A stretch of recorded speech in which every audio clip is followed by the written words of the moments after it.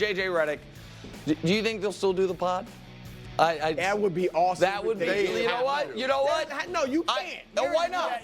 You can still do the pod. There is no way you can do that. Okay, well, I don't know. Why? It would be awesome. Think about how many. Why should you? Brew? The Kelsey brothers do a pod. Yeah. Draymond does a pod. It's new media. This is your new head. media. Doug Gottlieb is going to do a radio show while coaching a team. Way. He can do a pod. LeBron, my advice, don't do the pod, man. My advice, do the pod. Stephen A is going to get a lot of angry texts from people. Oh, boy, if they do that pod.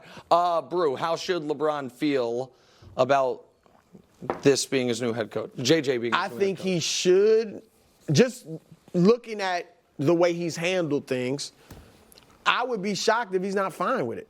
Like actually more than fine with it. I'm not saying he has something to do with the hire, but I can't believe he's displeased with this. He's LeBron James. And LeBron, I don't think cares what a lot of people think of him.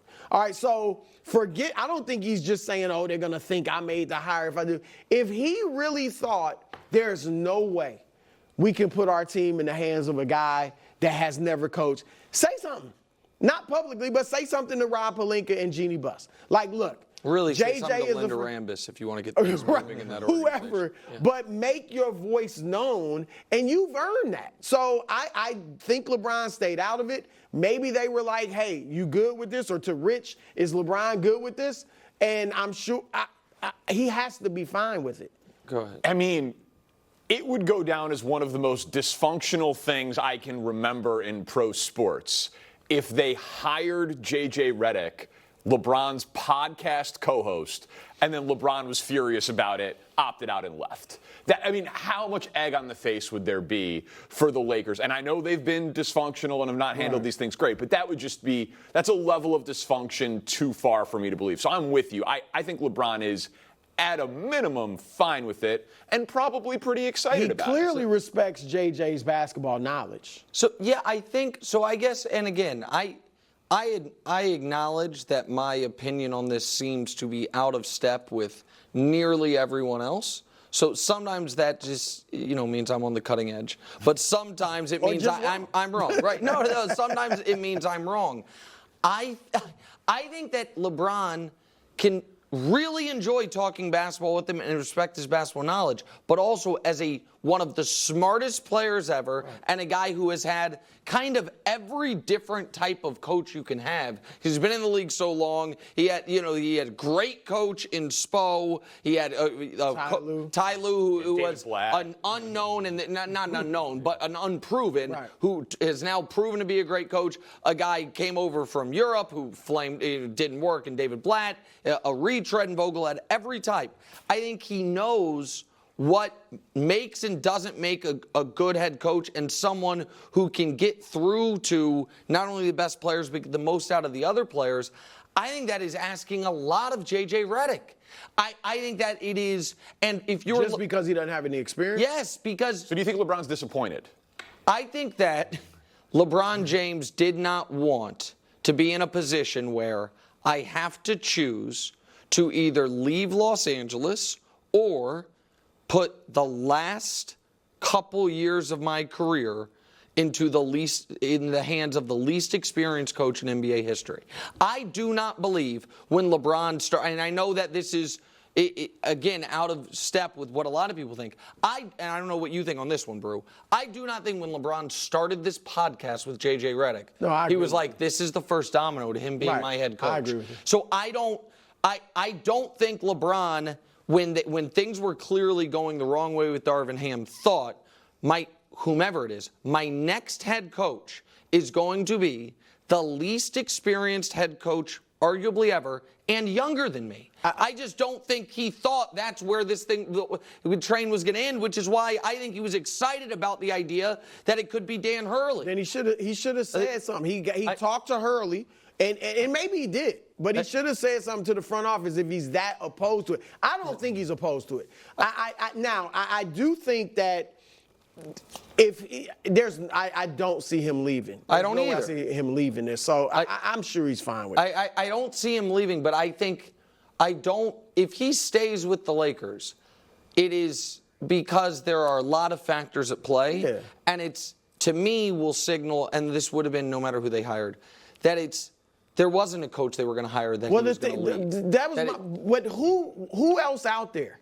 Who would he have preferred? Because it's not like a great list of. Well, I mean, you mentioned Monty Williams, who's new. I think Sam Cassell at least makes more sense. Like there is more. I think Mark Jackson made more sense. But again, if you want one of those guys, push for him. I thought, You're LeBron James. So that's a fair criticism. Is that if it should have been, he should have been more vocal in the I coaching also don't search. think players care about experience as much as we do. Yeah, we don't. Really don't. Maybe. I agree. We don't have a lot of time for this next segment. Luckily, the answer is no. Can anyone stop a Chiefs 3-3? Do have definitively is when they were interviewing Dan Hurley, LeBron reached out to Dan to tell him he would have his support and his buy-in if he were there, if he stays. Hold on, though. Yeah. And I think he'll stay. Right. Yeah. I mean, you're right. It's not a guarantee that LeBron wants the guy that he hosts a podcast with to be his head coach, but it's a pretty safe assumption that LeBron's on board with this, right? Well, so I think. Yeah, I'm sure he's on board at the very least. No question. It'd be a hell of a coincidence. I think he might not like the hire. I can't see any way he doesn't like the hire. I guess my point is this: you have heard the same thing I have heard, Brew, which is he has not chimed in with the Lakers front office. He is staying out of it. We know he endorsed to the other guy another guy. So if I was really hoping someone was going to get a job and then someone else that I don't have a long-standing relationship with is interviewing for that job, I might not submarine the guy's chances, but I wouldn't call him and give him a vote of confidence if I was super stoked about the other person. Yeah. So again, I'm being totally candid. It's pure speculation.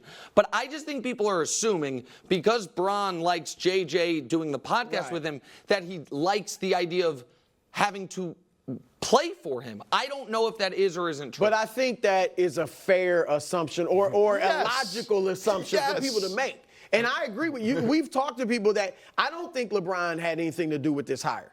But it is logical for people to assume that he's the greatest player in the franchise and he's had say in franchises before and he's doing a podcast with the guy. So I don't think people are can blame people for jumping to that conclusion.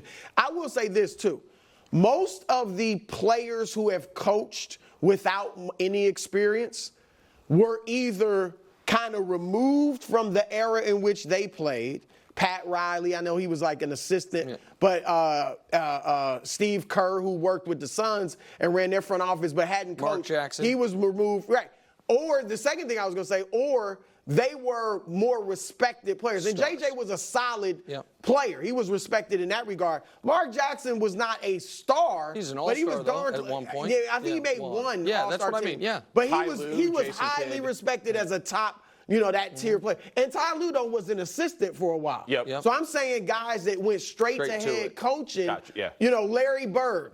Obviously, you respect Larry Bird. Steve Magic, And right? even though and Magic didn't do well. Nash didn't do well, but he had people's respect. Isaiah Thomas, who had worked for franchises, obviously, but he was a guy, he's a legend. So I think the questions, JJ was just playing 3 years ago. Right. And a lot of these guys remember taking him to the hole. Yeah. Being able to play better than him. And so I wonder if that could be something he has to overcome as well. I'm sure we'll have more on this in a bit, but we're going to step aside for a moment. Coming up next, will Caleb Williams, I'm not asking this question, be the worst quarterback in the NFC North? Wow. I mean, I don't know. Is the NFC North trading for